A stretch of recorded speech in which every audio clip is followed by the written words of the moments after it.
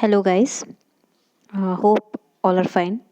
So, today we are going to learn chapter number 2, semester 2, grade 8, environmental pollution.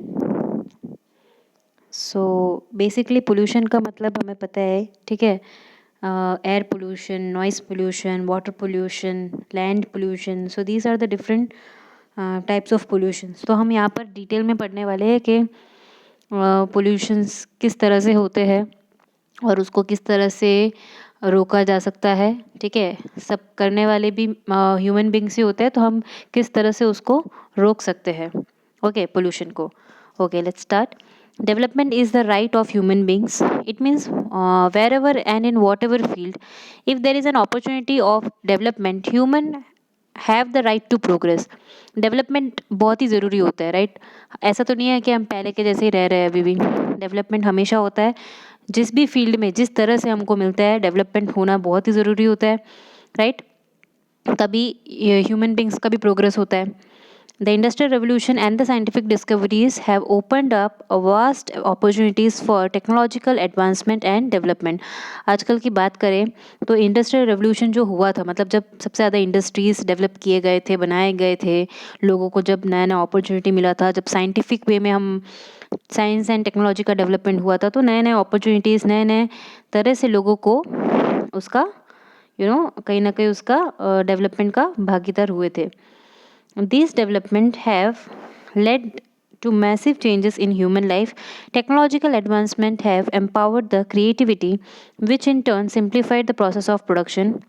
Electricity, railways, telephone, vehicle, industries, electronic media are the important characters in the story of development. ठीक है, तो किस किस चीज़ में development होना ज़रूरी है. सो development किस किस चीज़ में हुआ है. तो अगर हम फील्ड्स की बात करें तो इलेक्ट्रिसिटी की फील्ड में, railways, telephone, vehicles, industries, electronic media. So these are the different characters in which हम बात करें तो डेवलपमेंट हुआ है. Okay, so let's continue. An unlimited use of natural resources like water, air, and natural vegetation has become the cause of widespread pollution. देखो, हर चीज़ का use अगर हम एक लिमिटेड सोर्स तक करें तो किसी भी चीज़ का कभी भी पोल्यूशन नहीं होता है. बट अगर हमको जो चीज़ें मिलती है, जैसे वाटर, एयर और जो भी वेजिटेशन, नेचुरल वेजिटेशन, जो सारी चीज़ें हमको अवेलेबल है, राइट, फ्रीली, जिसके लिए हमको कुछ ज़्यादा पे नहीं करना पड़ता है, अगर पर ये सब कुछ मिलने के बावजूद हम उसको अनलिमिटेड वे में यूज़ करें तो वो गलत है. It is necessary to make an effort to see and understand both pollution and development in different context since these two phenomena run parallel in a modern times. आजकल की बात करें तो मॉडर्न टाइम में जितना डेवलपमेंट बढ़ रहा है उतना पोल्यूशन भी बढ़ रहा है. तो दोनों पैरेलल ही ऊपर जा रहा है, पैरेलल वे में ऊपर जा रहा है एक साथ. ऐसा नहीं है कि डेवलपमेंट बढ़ रहा है और पोल्यूशन नीचे रह गया है, या पोल्यूशन ज़्यादा है और डेवलपमेंट पीछे रह गया. नहीं, जितना डेवलपमेंट हो रहा है, ह्यूमन बींग्स जितना आगे बढ़ रहे हैं, जितना डेवलप कर रहे हैं अपने आप को या डिफरेंट फील्ड्स को, उतना ही पोल्यूशन का भी बढ़ावा हो रहा है.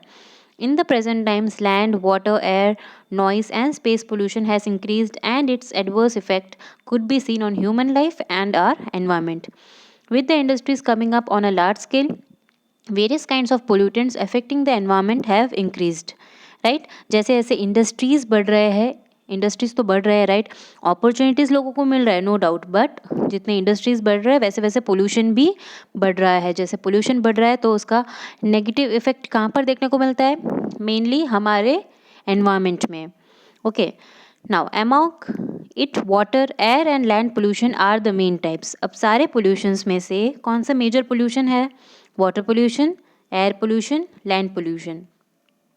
These three are the most important elements for the sustenance of life on the earth. और ये तीन चीज़ ही कोई भी ह्यूमन बींग हो, कोई भी माइक्रो ऑर्गेनिजम्स हो, मतलब छोटे से छोटे ऑर्गेनिज्म से लेकर कोई भी एनिमल हो या ह्यूमन बींग हो, सबके लिए ये तीन चीज़ रिक्वायरमेंट है. अपने अर्थ, ये प्लानट में रहने के लिए हम क्यों इस प्लानट में रह पा रहे हैं? Because of water, air and land. अब इनमें से कोई एक भी नहीं होता तो हमारा लाइफ यहाँ पे सर्वाइव नहीं कर सकते थे, राइट. सो हम ही और ह्यूमन बींग्स ही है वो जो ये सारी चीज़ों को पोल्यूट भी कर रहे हैं. Now first of all water pollution. You can see the picture also, किस तरह से वाटर पोल्यूशन हो रहा है. थोड़ा बहुत आइडिया आपको मिल गया होगा. Let's continue. Industries require water, and during the process of manufacturing, water becomes impure or polluted, which is drained into rivers, streams, or on the ground. अब इंडस्ट्रीज हर एक प्रोडक्ट कोई भी चीज़ बनाया जाता है इंडस्ट्री में, ठीक है। तो वो मैन्युफैक्चरिंग जब प्रोसेस चलता है उसके अंदर वाटर का रिक्वायरमेंट तो हमेशा होता है, सारी हर एक चीज़ में होता है। एक छोटे से छोटे पिन से लेकर बड़ी से बड़ी चीज़ को आप बनाओ, हर चीज़ में पानी लगता ही लगता है।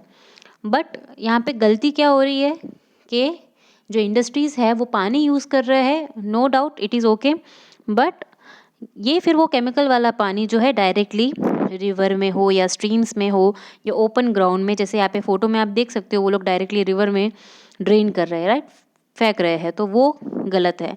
This chemical infested water pollutes the pure water of a river. तो इससे क्या होता है, रिवर का जो अच्छा पानी है वो पोल्यूट हो रहा है क्योंकि उसके अंदर केमिकल वाला पानी मिल रहा है। Secondly, the water drained on open ground gradually percolates down and pollute the underground water too. अब दूसरी बात यह है कि अगर हम लैंड में, अगर इंडस्ट्रीज़ वाले रिवर के जगह पे ओपन ग्राउंड में फेंके, मतलब जो लैंड है, ज़मीन है, वहाँ पर फेंके, तो क्या होगा, ज़मीन क्या करता है, पानी ले लेता है, सोख लेता है, तो वो पानी अंदर जाएगा, अंडरग्राउंड वाटर भी पोल्यूट होगा। ज़मीन के नीचे का जो पानी होता है ना, जो अच्छा माना जाता है, वो भी पोल्यूट हो जाएगा। Then growing urbanization is another reason behind wide spread pollution. Urbanization का बढ़ना है ना, सिटीज़ में लोग माइग्रेट होके आ रहे हैं इन सर्च ऑफ जॉब, तो जितना जितना जैसे जैसे लोग आएंगे वैसे वैसे उनके रिक्वायरमेंट्स बढ़ेंगे और वैसे वैसे पोल्यूशन भी बढ़ेगा। Dirty water from the gutters in urban areas is released into rivers and ponds, which add to the problem of water pollution. इसके अलावा अर्बन एरियाज़ में, मतलब सिटी एरियाज़ में ये जो कनेक्शन होता है गटर्स का, तो उससे क्या होता है, गटर का जो ख़राब पानी है वो रिलीज़ किया जाता है रिवर में या पॉन्ड में, और इससे भी वाटर पोल्यूशन हो सकता है।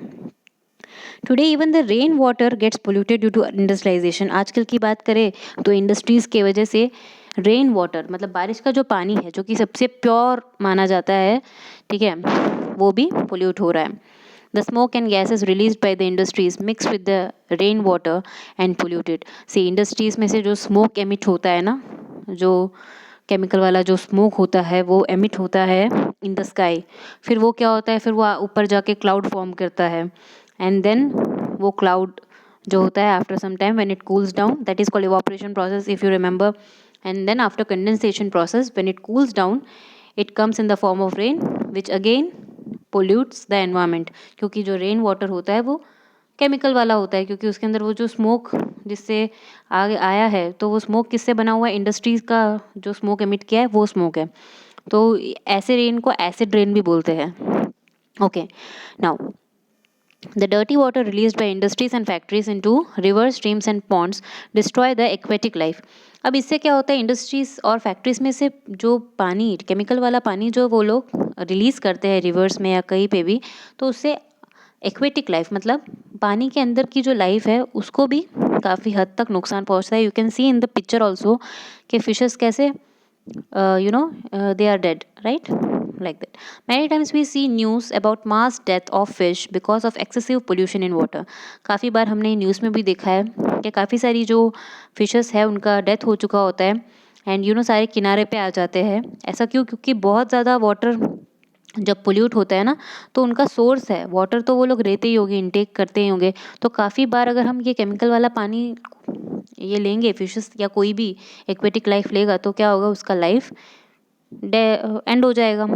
The sea water gets polluted due to oil drilling and oil spills. अब सी का वाटर जो होता है वो भी ख़राब होता है, पोल्यूट होता है, बिकॉज मिनरल्स ऑयल्स जो होते हैं वो वहाँ पर पाए जाते हैं, तो वो निकालने के लिए जो ड्रिलिंग किया जाता है वहाँ के ग्राउंड पे, उससे कहीं ना कहीं सी वाटर का भी पोल्यूशन होता है।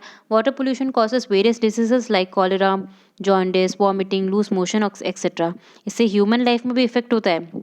ऐसे सारे डिसीज जो कि वाटर बॉर्न डिसीज होते हैं वो हमको भी हो सकता है। That is why nowadays people have to carry their own water bottle filled with fresh and filtered water with them while traveling to office or to school. इसलिए आजकल बच्चे हो या कोई बड़े हो कहीं पे भी जाते हैं, स्कूल में, ऑफिस में, तो उनको अपने साथ अच्छा वाला जो पानी है घर का, राइट, वो वाला पानी हम बॉटल में भर कर लेके जाते हैं। Many Rivers have turned into gutters.